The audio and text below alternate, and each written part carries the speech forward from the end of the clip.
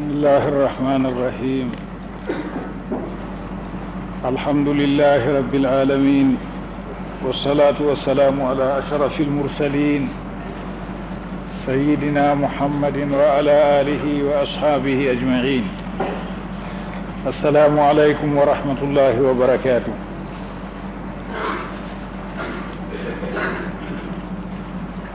أيها الإخوان، عندها رمضان لور أردن لبي ألفو عند البها أصوير أردن تاريخ فو يكوني أصوير أردن تاريخ فو در لور رمضان الله سنيد جالني دين إسلاما ها كن بدر در أصوير نديرو مودينو الله سنيد جالني النبي صلى الله عليه وسلم دو مشركي قريش ها بدر hitande ɗiɗawre hijra annabijo sallllahu alayhi wa sallam. en ɗo siftara wato tariha mawɗo mo allah saniɗo walliti nasri annabijo muhammadu sallllahu alayhi wa sallam ha lewru ramadan nder asawere nde en goni ɗo. bana nden allah saniɗo nasri annabijo muhammadu sallllahu alayhi wa sallam. ya ihwan, muminijo to siftori tariha banni waaji torto hoore muɗum e tokkitoto laawol annabijo sallllahu alayhi wa sallam, yankino tuuba. en numa sahabu en yande ɓe kawta ɓe wato hande ɓuraysinko en har nokkure badar, ɓe ɗuɗayno, ɓe ngala sembeji ɗuɗɗi, pucci ɗiɗi tan ɓe mari, har konnu maɓɓe fof pucci ɗiɗi. nden ɓe aɗo mari wato pucci temeɗɗe. be man fuu lattake ɓe gonɗuɓe, ɓe tokkiɓe annabijo sallllahu alayhi wa sallam, allah nasri ɓe. yo muminijo yaake allah wallata ɗum ɗo, to o lorani allah, o lorani sunna annabijo sallllahu alayhi wa sallam. e ko nafata ɓi adama ka siftorgo maayan, ngam duniyaru ka ɗum hilgo peetel, ɗuɗɓe ɓe en cuumodirowani, ase balɗe maɓɓe jottatano hikka. to wi adama numi noon ni he'ani ɗum waaju. kanjum nulaaɗo allah sallllahu alayhi wa sallam wi actiru zicra hadimi lazzat, ciptore waade nga kayre ta'ata belɗi duniyaaru fuu. yimɓe artuɓe en maayiɗo ɓe giɗano kamɓe fuu. nulaaɗo allah sallllahu alayhi wa sallam wi en actiru hadima lazzat, tayore belɗi duniyaaru kayre wiyete waade. ya ihwan, abdoullahi ibnu umar o wi oɗo jooɗodi ɓe nulaaɗo allah sallllahu alayhi wa sallam, se sahabojo goɗɗo feere ansarinkejo wari silmini hofni annabijo sallllahu alayhi wa sallam. o ƴami annabijo, usini nder mumini en kam moye ɓurduɗo kam? o ƴami annabijo banni, nder yimɓe mumini en ɗum moyjo on ɓurduɗo? annabijo wimo ahsanuhum huluqa, ɓurɗo woɗugo sifaji, gikkuji boɗɗi, marɗo gikkuji boɗɗi, kanko on ɓurduɗo. wato gikku bongu bo no woni ɗo yankugo on hoore kam, ta mawnitare wona ɗon,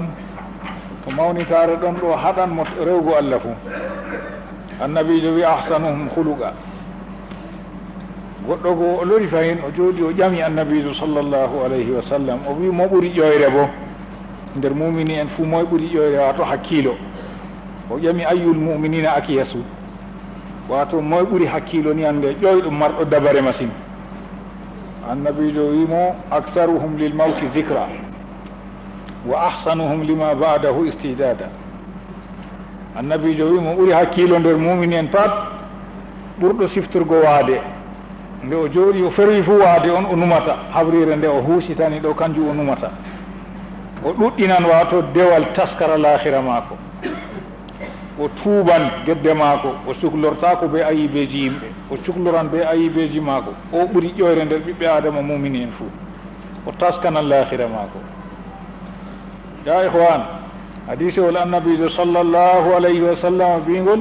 alkayisu man dana nafsahu wa amila lima ba'da almaut. goɗɗo marɗo hakkilo ƴoyɗo kam, ƴeltuɗo nafsu muɗum, o huwani ko woni gaɗa mayde, ngam gaɗa mayde ton wato ko woni fuu to duumorde woni. wal ajizu man atba'a nafsahu hawaha wa tamanna ala llah. goɗɗo tampuɗo mo wala hakkilo bo mo tokkitani nafsu muɗum ko ngu yiɗi fof kanjum o waɗata o on woni tampuɗo oɗon dow guelaje noon oɗo yela Allah waɗananmo kaza to o maayi fuu o yahan her mumini en yaahi alhaal bo ko mumini en mbaɗata fof suklorotako ɗum yahay ho an ko nafata her muminijo tuubu en ɗo har lewru tuubu lewru ndu ɗum lewru ndu Allah seniɗo moƴƴi ummatore annabijo sallllahu alayhi wa sallam lewru ramadan har ndu Allah rimɗinta jeyaɓe muɗum her yangada nder lewru ndu wiyete lewru ndu laylatul qadri ɗo nder muɗum jemmare laylatu ɓurde jemmaje ujunere ɓurde jemmare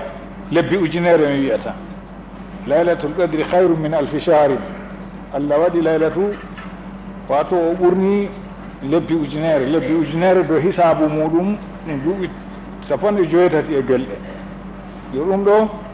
ɓi adama fondama be majum ɗo nana ɗum bo o tiiɗan wato ande rewgo Allah fondamo be mare to o yeɗitini jemmare man be rewgo Allah ba to oɗo duumori rewgo Allah duuɓi 17 e gelɗe en andi gurdam goɗɗo fu ɓurna fuɗi namo kala yettoto ɗima ɗum moƴƴere mawde fondego ɓe lewru ramadan e noon siftorago zicra nasrugo Allah seniɗo nasri annabijo sallllahu alayhi wa sallam ha marakatu badrin ha asawere nde gonɗen nden ɗum ɗo hani ɓi adama yumahisu zunubahu wa yuzahidu fi dunia o doola nafsu ma ko fitindago fi saniji duniyaru o haɓana lahira Allah tagɗo mayde e ngendam ɗo gam jarribo en Allah wolwi ɗum ha alqur'ani alladi halaqa almawta walhayata liyabluwakum ayyukum ahsanu amala wato ngendam ɓe mayde ɗo ha ngajitoren ɗum en anda sobirawo meɗen ɗenno maayi giɗo meɗen malla mo dayiɗen malla mo dayi en wato o maayi ɗo dole en jahan toon kadi ɗum ɗo ɓi adama taskanan ɗum de hiddo ɗum tawa ɗum gam waade kam nde waranto jemma to ñalowma to keykiɗe to fajira alamaji mare bo ɗo wangani tagu na noon wayno wato na noon wayno ɗo sembiɗi tampa ɗon no yiyata boɗɗum ɗon no nanata boɗɗum gasaji mum ɗon no ɓalwi malla bo ɗi ngalano e nokkuje goɗɗe ɗe puɗi nden wato ɗiɗo ɓalwi bo ɗi ranwiti ɗum pat ɗum alama hollugo goɗɗo aɓadake mayugo yo kadi hani ɓi adama muminijo o taskana mayde man kanjum ɗum no ɗum hulnori fo kanjum wato dammugal aran nder lahira wato kiita gaɗa mayde woni ya ihwan li anna man zakara almawta haqiqatan zakara Allah mo siftori maygo kam fakat to siftori maygo gonga kam o siftoran Allah to siftori Allah bo wawata o suusata ko wato lutugo Allah daiman belɗi duniyaru tilmatamo o andi tan duniyaru ɗum koɗaku o jaɓata yelnugo nafsu mako er guelaje ɗe timmata ɗe kumtata ya ihwan inna al insana la yanfaku an halatay diqin wa sa'a wa ni'matin wa mihna ɓi adama er duniyaru ndu ɗum saare suno ɗo wondi be seyo her duniyaru e tum ɓilla ɗo wondi be wato fesare her duniyaru ne'ma ɗo wondi be jarraba yangada her duniyaru kanjum goɗɗo andata duniyaru ndu firlitoru wato nde ndu firlitoru ɗo goɗɗo ɗaɓɓitan ko firlitata kanjum wiyete lahira hayru wal akhiratu hayrun wa abda jawmirawo seniɗo yecci en lahira ya ihwan kaymo woni duumi ɗum amma duniyaru ndu en jiyata fakat ya ihwan belɗi maru pamarum himma majum ɗum faydata ɓi adama fa in kana fi hali diqin wa mihna zakara almaut fa dicru lmauti yusahilu alayhi bada ma huwa fi ko oɗon nder saɗirma duniyaru ko oɗon nder ñaw o yamɗayi her duniyaru ko oɗon nder ɓilla soyde duniyaru ko nder suno mettenga nder duniyaru to ni o numi waade ni ɗum pat ɗum hoyti ngam ɗumejum kullu lmusibati duna almauti kal adami ngam ande masalan ɓi adama mayɗo kam kala masibo duniyaru fu yettata maygo e fakat bo maygo man ɓi adama titori wa fi halati nimatin wa sa'atin fa dicru lmauti yamna'uhu min aliqtirari bidunia wasukuni ila ni'ami dunia non to oɗon nder seyoji oɗon nder nemaji oɗon nder fesare oɗon nder jamuji ɗon fu to o siftori waade o tawan ɗum welayi o andina ɗum hunde duumore wato ƴaggortako ɗum o ɗowtanan Allah seniɗo uskuril mawta hadima alladdati وتجهز لمسرع سوف يأتيه يا آدم مؤمن جو وسفترا وعد تو سفتري وعد لو كلا كولتا الدنيا فو لتتاكل بلوم وتسكن أن يندفر وهوسة الصومور وين كنار فلان رحمه الله يدوم وران تدوم جمع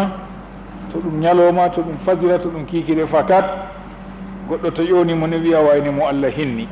wato o tammi ho'ugo inde majum newata e kanjum ɗum hani ɓi adama muminijo siftora ɗum wal mawtu laysa lahu sinnun waade ɗo ɗum wala yaake sey to goɗɗo yetti duuɓi kasaji yaake man o mayata ɓinguel pamarel ɗum maaya sukajo cembiɗɗo ɗum maaya nayejo ɗum maaya kanjum waɗata kala muminijo ka yaakeji mum fuu o wona dow siryare o wona dow ɗotango Allah e tokkago annabijo sallllahu alayhi wa sallam to oɗo dow non ɗo o tawan oɗo tiiɗina lahira maako kuuɗe lahira woni himma maako ngam ha o latta dow siryare fottanago jawmi ko o fottora Allah dow no Allah yerdotomo ya ayuha al ihwan waade ɗum wato ɓi adama muminijo siftorɗe nde fuu he'ani ɗum waaju moyjo on woytata waade ɗo ɗaɓɓita ɗum nde weeti fuu pofɗe ma wurtiɗe ɗo ɗo ustana ñalɗe ma habrire ɗum suudu habrire gasgel paamgel ngel ɗum suudu ko moyjo no o feesora her duya daraja ma ko yetti fuu ɗon o naatata mbulwuldi ndi kanjum won be'itte maako no ɗe ɗiggorno her duniyaaru fuu o waaliran be'itte ɗe o ñola gilɗi ñaamamo ya ihwan kanji woni gewtiroji be maako keɗitiiɗo irim bana ni nde duniyaaru weli ɗum ya ihwan nden bo o annda bo ɓaawo majum ɗo woni kulni ɗum yande ummungal nde Allah seni ɗo ummitini mo o numa kuuɗe maako diga yande o balindi o heewti o ñuufake haa wato yande o maaya ɗo boɗɗe maako be kalluɗe maako ko o hiimini wato ande ɗum ɗume o waɗini kangal kaza kam oɗo numa o taski o fottiran be jawmi ko kuugal bongal ɓi adama numa ɗum wajibiji ɗuɗɗi ɗi Allah seni ɗo wajibini dow ɓi adama ɗo yeebiɗi ɗo huura ɗum be yeebare hatta ɓurɗum mawɗungo ba juule 5 wakkati 5 goɗɗo nder meɗen yeeba ha wakkati saala warta ɗo yoɓa yoggo malla bo heɓata juldugo be jama'are ngam sungullaji duniyaaru malla bo ɗo juula go numoji duniyaaru ɗo heewi ɗum ɓernde seyɗanu wadda ukkana ɗum waswasuji ɗum numa kuujeji duniyaaru ɗo nder julde heɓa o wurta julde go nde wala khushu'u nde wala ruhu maare ya ihwan mo ɗuɗɗini siftirgo waade Allah teddiniran ɗum kuuje tati to ni oɗo siftira o maayan kanko ɗo dow no o anndino kala er wakkatiji maako fuu oɗo siftira yande ɓe eftatamo ɓe jaramo abrire Allah teddiniran mo kuuje tati gotel kam kanjum ɓuri mawnugo o yawɗinan tuubu o jaɓata wiigo sey to o nayi o jaɓata wiigo o tammi tuubugo ngam wandi fakat waade wiyay sey nayejo mbarata o yawɗinan tuubugo gedde maako Allah seni ɗo yawɗiniran mo wato hande teddiniran mo be yawɗingo tuubugo non ɓernde maako bo heynitoran ko Allah hokki mo o waɗata elende o wiyata sey o mara bana wayne o wiyata sey o mara teddungal bana wayne o yerdoto ko Allah seni ɗo yeɗi mo ngam o andi har duniyaaru ndu ko o heɓi fuu yande o maayi o warti wayne mo Allah hinni kam wala ko o yaadata be kare duniyaaru fuu ko ɗumeji wato duniya tilmatamo o heynitoran ko Allah yeɗi mo e noon Allah teddiniran mo bo ɓe tiiɗal her dewal a tawan har dewal kam pat o waɗan nachat o waɗan tiiɗal ngam o anndi kanjum o jooɓaari maako laahira kala mo siftirta waade fuu a tawan kuuje ɗe ɗo ha muɗum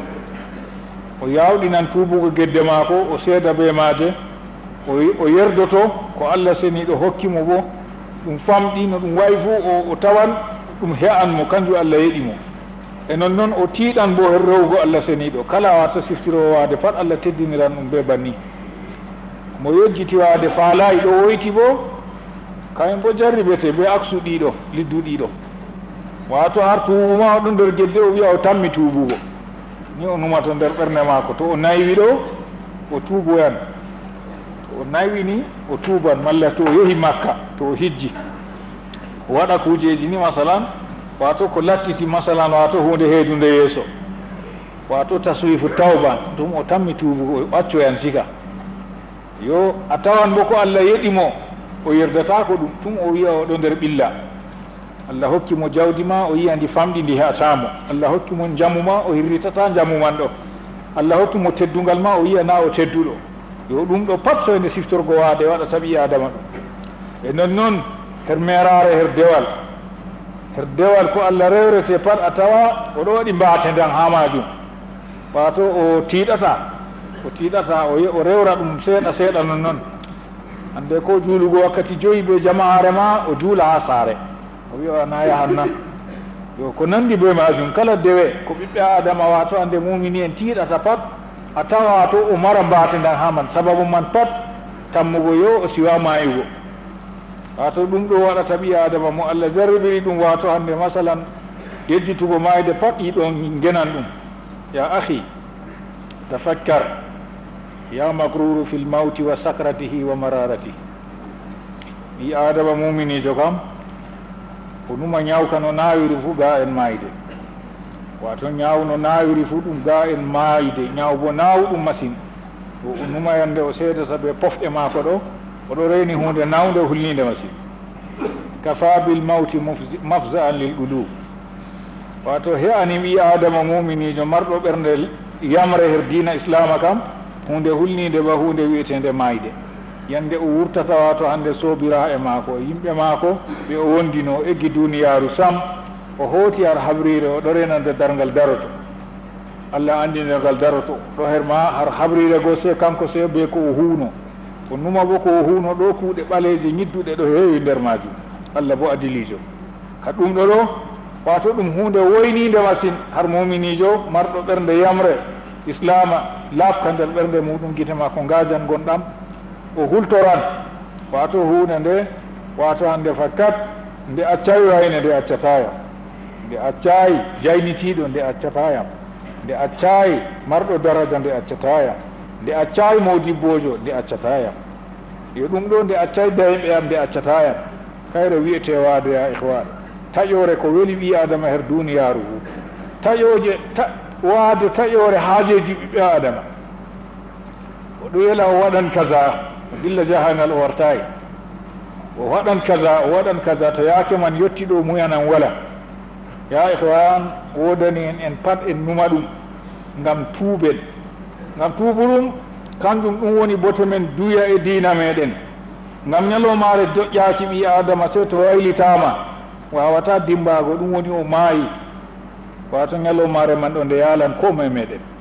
to nde yaali ɓi adama ɗum ñalomare hulnide kulol man ɗo ɓi adama taskana ɗum ngam letta wato hande yettudi be kuuɗe boɗɗe ngam eggago har saare duniyaru ɗo ɗum catɗum eggago duniyaru ɗo hettira her barzahu hoɗorde hidde dargal wato tawa ɗum ɗo hoɗorde man en ɗo jiyano nde wayi ɗum gasgel paangel ni annabijo tindini to kuuɗe goɗɗo mboɗay ɗum gaska yiite annabijo sallllahu alayhi wa sallam tindini noon yo ɗum gasgel paangel kanjum wiyete yanande wala ko saɓɓete toon ɗum leddi ya ihwan nden ɗo o ƴamteteɗo ha toon Allah lornanan mo yonki maako malaika en ƴamamo diina maako yo ɓi adama ko numanno her duniyaru ɗum kanjum ɗum wato jaaboto himmaji muɗum ɗo misalu man her ɗoygol ko goɗɗo wato jigrata nder ɓernde numata kanjum hoyɗata ko ɓi adama himmori her duniyaru ɓurna fu kanjum o hoyɗata e non noon wato her habrire man bo ko wondi masalan her duniyaru ko huwanno go yama to ɓe ƴamimo kanjum o jaaboto laaru bo himma yimɓe ɓurna fu her teddungal duniyaru her jawdi duniyaru her belɗi duniyaru ɓi adama accan ko latti duniyaru fu gaɗa muɗum o accan jawle o accan ɓiɓɓe o accan coɓiraɓe o accan koreji maako ko o yadata habrire wala sekkasa maako ko o yadata habrire wala hunde duniyaru ko o yadata se kanko ba o warno her duniyaru go nasibuka mimma tajma'u dahra kullahu rida'ani tulwa fihima wa hanu'u wato ko amari geɗal ma her duniyaru ko amari ko woni her maaru fu ɗum mojare wato hande kasaka tan ɓurtidata wato hande duniyaru falmalu qad iktasam والنساء قد تزوج والمساكن قد سكنها قوم آخرون asaweere ɗiɗi ɓe gejjitima lebbi nayi rooɓe maɗa eddake teyri ɓe ɓurɗo konnaagu maɗa mo yiɗanoma sam kañum muñata kore maɗa te'a jawle maɗa a acci konne en ma ɓe ɗon no ndeni nde a mayata masalan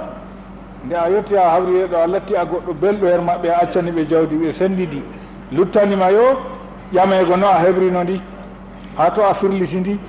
yo ɗum ɗo ɗum kayefa masiner muminijo ya ihwan wato ɗum ɗo ɓi adama muminijo haɓana wato hande lahira muɗum ya ajaban linnasi law fakkaru wa hasabu anfusahum absaru ajiba lil insani min fi fakhrihi wa huwa gadan fi gabrihi yukbaru ɓi adama muminijo jukkotoɗo her duniyaru mi kasajo malla won ɗi kasajo mi woodi kaza ɗum ka pat ɗum kuje duniya ko nafata na ɗum sifa muminijo kam ko Allah hokki ɗum ma o andita fakat Allah jarribake mo on to ɗum teddungal be jawdi be duniyaru pat Allah jarribi mo o ƴaggorto ɗum na ko o yankinto o yettan Allah yo ni ngam en andi maral kam Allah seni ɗo holli en Qarun wato holli en sifa muɗum ha alqur'ani o mari hunde fuu nde o ƴaggake o lattake yo wato ɗum kefeero o sali hokkugo haqqe zakka ko annabi Musa ƴammo o wi dabareji maako o heɓri duniyaru be jawdi fuu Allah halkimo issa maako ɗo jange ha alqur'ani ha hande yo kala non kala geɓe fuu kala geɓe hunde nde duniyaru ka pat non ma balu man awwaluhu nutfa wa jifatan akhiruhu yaftaru ɓi adama to numi no fuɗɗiri here o iwi o wari her duniyaru ɗo ananaymo wato hande masalan wigo o dardi ɗiɗɗo o tedduɗo ngam o wari wato dow hunde ko ɗelemde machine nutfa hunde famarde machine o wardi ragare maako bo ɗum hunde famarde man fayin sey ɓe jaama ɓe sottinamo tina noon o haccan laaru no ɗum wayi yaake o wara man bo no o wayno ɗum ɗo kadi hananay ɓi adama masalan her duniyaru to ƴaggoro ndu inna tadakkura al mawti yardaw anil maasi siftorago mayde ɗo ɗum sulgilan goɗɗo ha ukkago her ko Allah wayi kala gedde fuu wato o dayan ngam o yiɗi tan o muminijo on fakat hunde nde o waɗata nde woodi ɓe Allah wiɗo winda nde nder andal Allah bo kiraman katibina ya'lamuna ma taf'alun nde ni hande masalan ɗum wayi bana ni kam rammuɗugo acca ɗum on woni ko nafatam a tawan o semtan Allah o waɗata goɗɗum to ɗo siftoro waade siftorgo waade ɗo ɗelminan ɓernde maako yorde o hirri tan faɓɓay asaweere nden wayne maayi neɓayno ɗon rowani o ɗon no suumda be wayne hikka tawaka kayum fu yiɗano suumay taway ɗum yo ɗum ɗo muminijo to ni hande o dilliri numugo noon nder ɓernde maako yaake oɗo ferwi gite maako ngajen gonɗam o siftoran ida sara almar'u tahta turab wanqata'a ani l ahli wal ahbab wa maha turabu mahasina alwujuh wa armalat النساء وشمل ذل اليتم الأولاد فأين الفرح بالدنيا to ɗiɗo tawo ɓi adama wato ɓi adama o ɓe eftimo ɓe ɗon boya ɓe ɗon jurmini sobira e maako ɗon boya ɓe eftimo ɓe jahi ɓe balli nder gasgel ngel ɓe cuddimo ɓe lorni leddi ndi dow maako yaake man o dayake koreji maako yiyitira e maako sobira e maako o dayake ɓe o lattiti les leddi ngarol mboɗenga yeeso maako go wonnake gilɗi ñaman ɗemgal maako to fasiyantejo gite maako pusan leddi heewa nder loogo gite go ya ihwan yaake nden ɗo ɓikkon maako ko o wiyanno ɓikkon am ko hakkilananno goo koye lattiti atimme hoy e tawi on seyo duniyaru e duniyaru ɗo ɗum salayi ɗum teddungal maako e ɓikkon maako e rewɓe maako e soobira e maako ɗum woni duniyaru e to ɗum lattake banni ɓi adama o hoyna seeɗa e yiide duniyaru o hakkilano lahira maako e ɗum en mbiyata ɗo ɗum yani ɗuɗɓe ɗum yanani en ngam wala mo yahata lahira yo kanjum ɗum kakkilɗo kam wato siriyan ɗo hunde diga nde yottaki o yahlinira ɓernde maako tum wato o seeda ɓe haajeji duniyaru o fa'a her iradaji lahira e to wari maayi go mayran seeɗa kosngal wawata waylitago jungo ɓamtata o wawata yaha yetta o wawata wolwango goɗɗo oɗo maɓɓa gite nan noon o anditata goɗɗo yaha sey to o waylitama sey to o suddama sey to o suurama e ɗum ɗo ɗo ɗum yenan ko moyjo ya ihwan kanjum waɗi ɓi adama yaalinira ɓernde muɗum siftorgo yande majum e ko hulni ñande nden ya ihwan to lattake wato hande masalan ɓi adama yettake ni ha noon fuu o wawata siftorgo noon wato o hirrita ɓernde ma ko yoori e ko nafata mo sey yaalirgo e waajuji e ɗuɗɗingo istigfaru e ɗuɗɗingo tuubu e torgo allah wakkati baɓɓol allah hoynan mo to seyɗan wato jaalo mo o numa to saaroji maako e toye dayɓe mo daada maako ɓurɗo mo yidgo her duniyaru fu tooni e toye ɓikkon maako ɓe o ɓuri yidgo o numan wato hande masalan o ɗon nder haajeji maako bana wayne wonno nder haajeji mum ni waade feƴƴani ɗum ɗo yenan mo e to o tokki bana ni ɗo ɓernde maako hecciɗoyan bayna alfata marihu lhuta farihun bima yas'a lahu is qila qad marida alfata is qila bata bilaylatin ma namaha is qila asbaha muskhanan ma yurtaja is qila asbaha shakhisan wa muwajjahan wa muallalan is qila asbaha gargada goɗɗo masalan o ñawɗo wiya wayne acci wurtago o ñawɗo on kofnoyamo masalan hande ka o waaldi nawɗum nde ka ɓanndu man ɗo o hulanama hay hankiɗo kam o tammaka ñaw man saati masine ɓaawo ɗum goɗɗo laaroyamo tawa gite ma ko furtake o woldatake o sey wato sey to o huwama o laayake maako ɓaawo ɗum e wiya wayne timmi yo ɗum ɗo ɗo ɗuuɗi heewi ko ɗum waɗi ɗum accata waɗgo bo nde ɗum lattake noon ya ihwan to ɗum lattake noon ɓi adama muminijo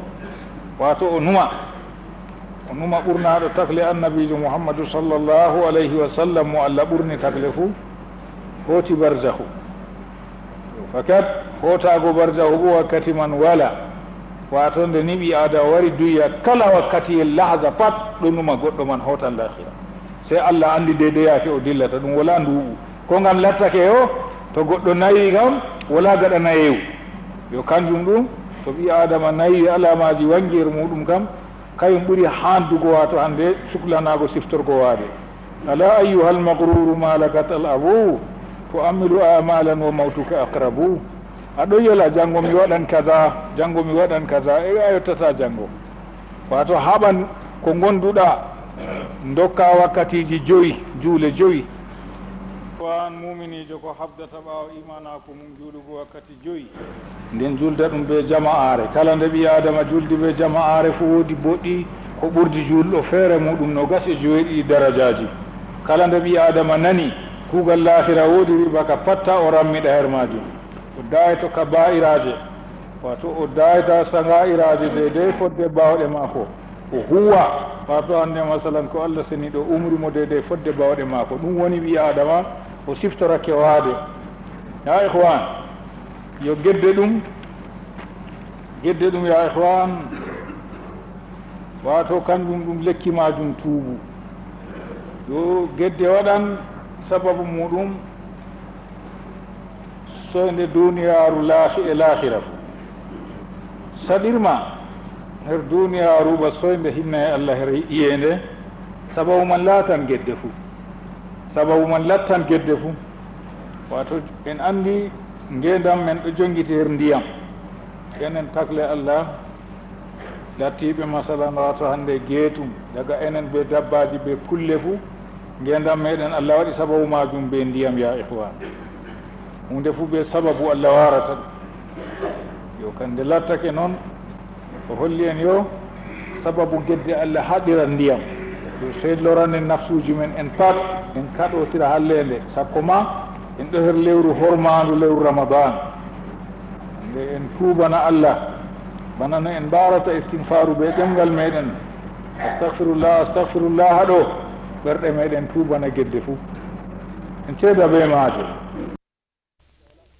ɓe allah to tuubi fasiki en ka wala ko watta kaay wato ɗum fardu aynu dow kala ko moyjo fuu wato kala muminijo fuu o tuubana Allah ngam hannde modiɓɓe ɓe haɗa hallede de fodde bawɗe maɓɓe e kala ko moyjo fuu o haɗa hallede de fodde bawɗe maako wato ngam to hallede haɗatake Allah seniɗo to waddi masibo humnan dow woɓɓe e halluɓe fuu nden yimɓe ummitinere dow anniyaji muɗum ni ko hadise waddi ay howan wato sababu saɗimaji duniyaru sa'i go ɗum lattan ɗum gedde fuu wana wan soyde ndiyam ni ɗahaɗu sababu wato ɗawre ndiyam toɓo sababu man gedde fuu wonan mum kadi farillaji nder farillaji ɗi Allah yewi en ɗo tuubugo gedde kala geddal fuu ɓi adama muminijo fuu dayo gedde o wawa bo hadgo tana maako o umra boɗɗum de fodde bawɗe maako ko woni tuubu ɗum ni anditago o yeddi Allah mawɗo o wasnita ko o yeddani Allah bama ko jurumgel ngel Allah haƴimo kaza ko o waɗani ɗum o seeda be majum o wasnita ɗum o andita Allah to yiɗi halkan mo wato toskan mo diga duniyaru e lahira o wasnitama ɗum nden o anni o metata waɗgo ɗum sam o seeda be majum to ɗum goɗɗo o toñino to ɗum jawdi mum o hokkita ɗum to ɗum neɗɗaku mum o yerdina ɗum to ɗum heɓaki o waɗana ɗum do'a o waɗana ɗum istighfar to heɓaki goɗɗo man wala ɗo malla bo maayi masalan wato o wolwana ɗum boɗɗum nden o wadda kuuɗe boɗɗe kadi inna alhasanati yuhimna sayyi'at mboɗe ngaji dede ko latti boɗɗum fu ngam ha lotana mo kalluɗe goo o enɗo miskin en jurumɓe ɓe ngala dede no o enɗorta ɓe fuu kowa fu wonno enɗorta ɓe to o woodi jawdi hande ko o wala jawdi kalimawol bongol fu ɗum boɗɗum wato kalimawol bongol fu ɗum boɗɗum wato ɗum ɗo wato ande enɗago miskin en yurmingoyake maɓɓe o wallita ɓe to o wawi enɗuɗo jurumɗo Allah hinnoto ɗum e non noon o hula yangada Allah o tammo baraje Allah ndeni hande jawmirawo soni ɗo umri tuubu o tuubi o tamma Allah warjotomo dow kuugal maako o semta Allah o lorata waddugo irim ko jawmirawo seniɗo haɗi o yiɗa Allah seniɗo o yiɗa annabijo sallllahu alayhi wa sallam o horma ko Allah hormi alqur'ani Allah sifa Allah o jangane to o janguɗo o horma to juulurɗe o yaalira juulurɗe o julda ɓe julɓe o dow o tora Allah o andita ñalomaje ɓurduɗe ba jum'are alhormamaje masalan o yaalira o jum'a ɓe julɓe o tora Allah o ɗuɗɗina salatu dow annabijo sallllahu alayhi wa sallam yo ɗum ɗo lismi dow kala kowa men fuu o tammo Allah seniɗo moƴƴananmo nde mboɗenga o tammi o anda yo to o waɗi noon ɗo Allah seniɗo teddiniranmo ɓe kuuje ɗuɗɗe teddiniranmo ɓe yiide Allah yiɗanmo Allah wallitanmo Allah yaafan junubaji maako Allah ittananmo mettamɓeramji duniyaru hisnanmo suklorago duniyaru acca lahira Allah waɗananno riskugo daga o nuwayi oman yattaqillaha yarjuk ko mon huli Allah seniɗo Allah riskan ɗum non noon Allah hollanmo goonga tokkinamo ka Allah hollanmo baatili meere fewre wato luncitanmo nde daynamo nde Allah seynanmo diga duniyaru ndu ko ɓe koyɗol yiigo annabijo sallllahu alayhi wa sallam e yiigo saare maako er lahira e seyneygo masalan naatugo aljanna Allah hisnanmo naatoygo yiite ɗum ɗo o andanto oɗo tokkiti Allah seniɗo ɗiɗo Allah teddiniranmo ɗi kanjum wiyete wato goɗɗo haɓana istiqama fodde bawɗe muɗum ɓoosaago tokkaago laawol Allah seniɗo tata yo o tokkitina wato hande masalan yimɓe woppuɓe laawol ɓoosingol bi mana wato wolwanɓe ko yiɗi fuu jancanɓe julɓe jancanɓe ɓiɓɓe adama wato tata o jaɓa noon ɗum wonnan imanaku maako ɗum yornan ɓernde maako oɗo suumi oɗo ño'a yimɓe ɗum woɗayi ɗum wonnan daraja suuma e maako to o wawata adgo ɓe ñoyre o ƴummo pellel maajo o sottata o nastaka ngam wato o haɗi hoore maako ñaamdu ngam Allah yargo ngam Allah nden oɗo ñaama tewuji yimɓe Allah seniɗo wi ñoyre ɗum ñaamugo kusel yimɓe moyjo yiɗi ñaamugo kusel yimɓe yo ɗum ɗo ɓi adama cuumiɗo honiran nafsu mum banni o felangu wato hande masalan o ɗuɗɗina istigfar o ɗaɓɓita ko woɗi o huwa tum o ƴama o lisma majlisaji waajuji o ɗaɓɓita ko woɗi o tokko ko o yi halli o woppo o dayto ɗum woni wato hande masalan ko nafata ɓi adama ya ihwan o ɗuɗɗina kalimao la ilaha illallah ɗum zicri afdalu zicri o ɗuɗɗina salatu dow annabijo sallllahu alayhi wa sallam en andi en pat en woofuɓe moyjo fu ɓen nonde no seyɗan majjiniri ɗum seyɗan ɗo mari tuforli mum ɗuuɗɗi masine moy fo her ngel jomirta ɗum lattake wala goɗɗo meɗen mo seyɗan wato torray ɗum torraji man ɓurduɗi goɗɗo feere her aqida muɗum goɗɗo feere her gedde mawɗe goɗɗo feere ngel joma ɗum ɗo wondi ɓe hunde hallude fu tamma ɗum boɗɗum masalan yo kanjum ɗum ɓi adama joyoro allah yiɗa annabijo sallllahu alayhi wa sallam yaake nden allah seni ɗo yidotomo kullu bani adam khatta wa khayrul khatta'ina tawwabun kala ɓiɓɓe adama pat marɓe boofi se annabo en renaɓe yo ɓurɓe wato hande yimɓe bo siftoranɓe gedde muɗum tuuba seeda be maaje yo kanjum ɗum kaɓanten en ɗon nder zamanu ɓurdugu zamanu lewru ramadana ɓurdi lebbi fuu en ɗo tamma laylatul qadri nder ramadan laylatul qadri ɗo suuɗi nder kala jemmare fuu yo laylatul qadri hayru min alfi shahri hayru wato jemmare man nde ɓuuri bana no mbiɗen allah seni ɗo wangini ɗuma surawol qadri nde ɓuuri wato jemmaje ujunere yo muminijo tiiɗan annabijo sallllahu alayhi wa sallam qala law akhtatum hatta tabluga khatayakum as-sama thumma tubtum lataba alaykum ko boofol ngole muminijo waɗi wato hande boofi mako junubaji ɗuɗɗini hande ko junubaji mako heewan diga leddi ndi pat pet ha yotta asama pat ɗum gedde mako to o tuubi diga o ma yawi hakkille mako ɗon o tuubi o acci o seedi be majum o anni o lorata her man allah moytanimo ɗe pat ɗaru moƴƴere allah yo ɗum ɗo ɗo ɓi adama jaɓata yebugo moƴƴere nde ma min azicri afdalu min kalimati la ilaha illa llah wala zicri ko ɓuuri kalimawol tawhid ngol ɓi adama o wiya la ilaha illa llah la ilaha illa llah wala min adduwai afdalu min al istighfar wala du'a ko ɓuuri de dininta ɗaɓɓitirgo allah seni ɗo yaako ɗum bana ɓi adama wiyata astahfirullah har o tasbata miɗo tuuba allah am mi ɗaɓɓiti suddanami ayibe am ɗo o latta o gonɗuɗo daga nder ɓernde maako kalluɗum ɗemgal maako ɗo wolwa ɗum ɓernde maako bo ɗo dawra no o jamborto no o lutorta allah ɗum kam woɗayi istighfaru man ɗo ɗaɓɓitana istighfar kanjum ɗum ya ihwan en ɗon bukama iyende wajibi dow meɗen tuubu ɗum woni sababu hinna e allah en fuu meɗen en tuuban allah her geddeji kowa fuufatat woodi nonde no yeddiri allah en ɗaɓɓutu allah seni ɗo hinno en ɓe tuubuɗo allah seni ɗo hinnoto en inna lil qulubi sada inna lil qulubi sad'an ka sad'i l hadid wa jala'uha l istighfar ɓerɗe ɗum ñorwan ɓerɗe waɗan tuundi ñorwa bato a wallini jamdi har pewol a fina a tawa fajira ɗum fuuni wato hande ñorwi woji ni nonnoon ɓernde ɓi adama bo wayi ñorwan ko woggata ɓernde ɓi adama laɓɓina tuubu o ɗaɓɓita wato hande allah seni ɗo yaafomo o tuuba o wasnita dedey ko o waɗɗino gedde kalluɗe nulaaɗo allah sallllahu alayhi wa sallam o wi man lazima al istighfara jaala llahu lahu min kulli hammin farajan wa min kulli diqin mahrajan wa razaqahu min haysu la yahtasibu annabijo sallllahu alayhi wa sallam wi ko moyjo lismi istigfaru o seeday oɗo wiya astahfirullah astahfirullah astahfirullah har yaakeji maako bana o wirata ɗum be ɗemgal maako ɓernde maako ɗo nuɗɗini ɗum to o seeday waɗgo noon allah seni ɗo huncanan mo kala ko metti her duniyaru fu mettuɗi duniyaru fu allah renanmo her maji ɓernde maako seyoto wato her ɓillaji duniyaru fu allah ɓillitan mo nonnoon her risque bo allah seni ɗo waddanamo risque her o tammata yo kadi ya ihwan istighfaru man nahin har ɗemgal tan sey ɗum latto be kuuɗe fuu kalluɗum ɓi adama ɗo wiya allah am yaafan mi tuubi nden ko o huwata man wona ɗum kuugal tuubuɗo yo ɗum ɗo ɗo ɓi adama enen fuu se en kaɓana ɗum ya ihwan en ɗo tammoro allah hinno en nder hinna e maako jawɗum en ɗo tamma o tomnana en gam sababu ngedam meɗen ya ihwan ɗum ɗo ɗo sababu man her mboɗengaji hakkude meɗen jaafotiren wato hande luuruɓe jaafotira en ɗam en ɗon miskine en ya ihwan en ɗen miskine en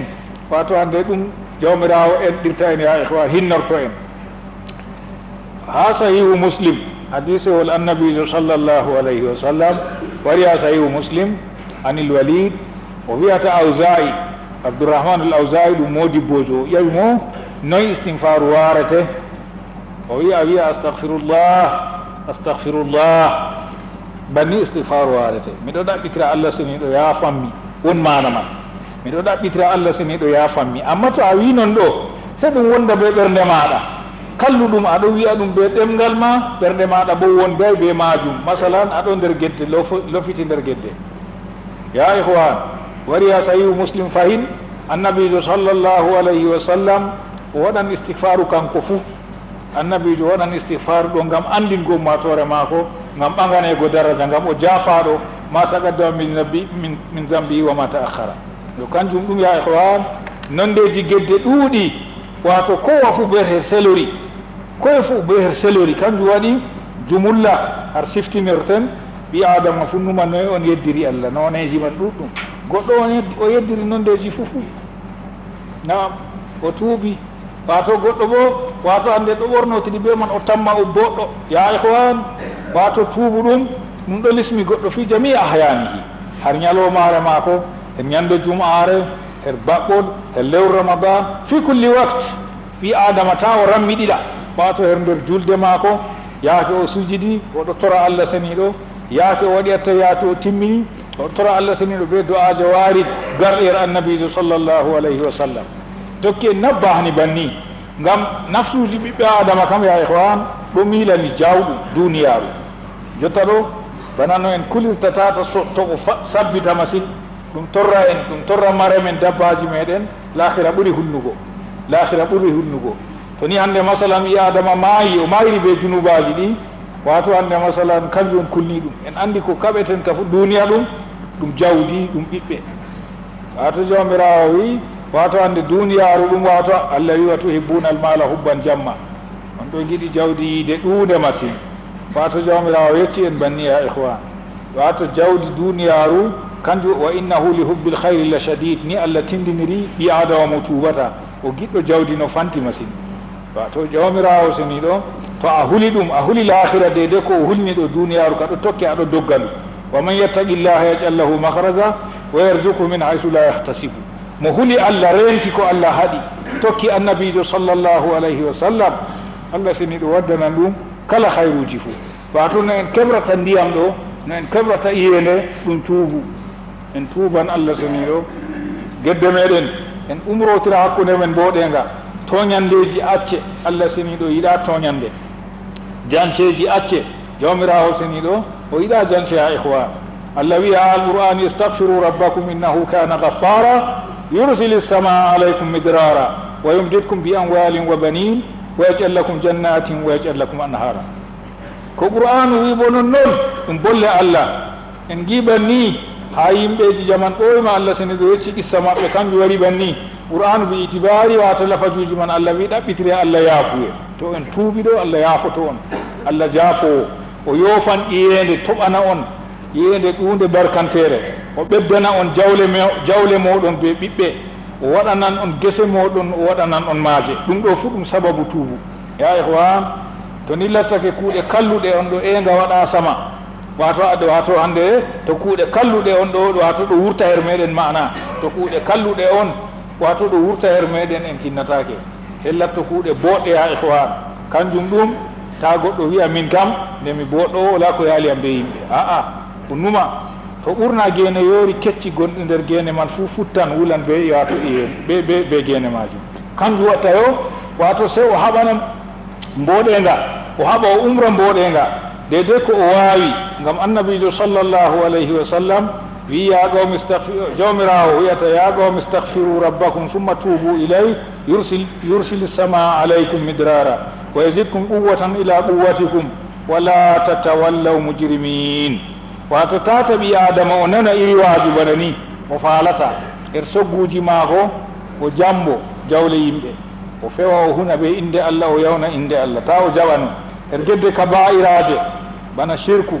bana sihru bana ɗallu nafsi bana fahisaku zenu bana wato jambago yimɓe ba hudgo yimɓe ba yawago yimɓe bana gedde nanduɗe nder ɓernde ba gañandi ba mawnitare ɗum pat ɗum kuje ɗe woɗay ɗe Allah yiɗa. ɓi adama wato hande toñago takli Allah ɓuri waynago, yama ko o yeddi Allah hakkunde mako be Allah, o tuubi Allah yaafimo. amma to o toñake takle Allah adilijo yafatako moni sey to wato o yerdini takle goo, sey to jawdi goɗɗo a wonni sey a hokkitamo, to neɗɗaku mako a memi sey a yerdinamo wato hande masalan o yaafe, e to na noon a tawoyankitama lahira. wato kanjum ɗum ɓi adama wato hande masalan o numa to o tokkiti alqur'ani o laara sababuji hinna e pat ɗum ɗo taare. walaw anna ahla alqura amanu wattaqaw la fatahna alayhim barakatin min alsamai wal ard walakin kaddabu fa akhadnahum bima kanu yaksibun. ɗo ɗo Allah woni ɗum haala arafi ha banu israil. wato masalan ɗum enen en bo alqur'ani on wi banni, to yimɓe gure fuu ɓe nuɗɗini Allah, ɓe kuli Allah, ɓe ɗowtani Allah omtanan ɗo wato barakaji asama. en andi barakaji asama kanjum woni iyede barkantere ya ihwan, e barakaji leddi kanjum woni pulle barkanteje. wato se kay ɓe fewni ɓe nuɗɗinayi kanjum ɗum ko woni fewnugo nuɗɗinayi ɓi adama o wiya o julɗo, nden oɗo ɓornotiri be ko mo lattay julɗo fu ɗo waɗa, oɗo doogi dow majum bo hulay sam. ɗo ɗum ɗo ɗum kulni ɗum ya ihwan, ɗum kulni ɗum masine. nder sababuji ko ɓeddata nemaji yettugo nema Allah, ɗum nema makka Allah hokki en, o waɗi en julɓe. laare moƴƴere ɗuunde juulurde nde no nde heewri ɗuuɗugo mumini en. wato hande kala kowa fu ɗo tora Allah sini ɗo hinna en andi fatat do'aje meɗen Allah jaaboto ɗo ɗum moƴƴere Allah wiya in shakartum la azidannakum la in shakartum la azidannakum wala in kafartum inna adabi la shadid. en andi yettugo moƴƴere Allah waddata ɓeddaari. yo ɗum ɗo nder yettugo moƴƴere Allah ɗo be kuugal on ɗowtango Allah nder lewru ramadana. ɓi adama o suhlona dewal, ta o ño'a goɗɗo, ta o suhlana ñoygo goɗɗo. to goɗɗo ɗo ño'a goɗɗo o haɗa ɗum, to ni haɗe on man jaɓanayimo o ƴumma pellel man, o ƴumma ngam ñoyre ɗum. Allah seni ɗo yecci en ban ñamugo tewu ɓi adama. ayuhibbu ahadukum an ya'kula lahma akhihi mayta fakarihtumuhu. wato goɗɗo oɗo suumi, oɗo wolwa wayne waɗi kaza o woɗayi, e kanko bona wot ko o waɗina je o waɗi ɗo koni o yejjiti, ngam ɓurɗo hallugo yimɓe yejjutuɗo kuugal muɗum ɗo suhlori be kuuɗe yimɓe. man amila salihan min zakarin aw unsa wa huwa mu'minun falanuhyiyannahu hayatan tayyiba wa lanajziyannahum ajrahum bi ahsani ma kanu ya'malun. yo ɓi adama o andita ko jawmirawo wi woni o gonga, mo huwi kuugal bongal pat, o gorko o debbo, Allah seni ɗo hoynananore ngendam maako duniya e lahira fu. o lattan o poftuɗo ko o wala hunde ni ɗum tilmatamo o lattata o elɗo har lahira bo o natan aljanna, o hawtoyan be annabijo sallllahu alayhi wa sallam. tubu ila llahi jami'an ayyuha almu'minun la'allakum tuflihun. jawmirawo fondu en e sawaba, tokkin en sunna annabijo sallllahu alayhi wa sallam, tomnan en iyende barkantere yido en. اللهم صل على محمد وعلى آل محمد كما صليت على إبراهيم وعلى آل إبراهيم في العالمين إنك حميد مجيد. وبارك على محمد وعلى آل محمد كما باركت على إبراهيم وعلى آل إبراهيم في العالمين إنك حميد مجيد. اللهم اسقنا الغيث ولا تجعلنا من القانتين.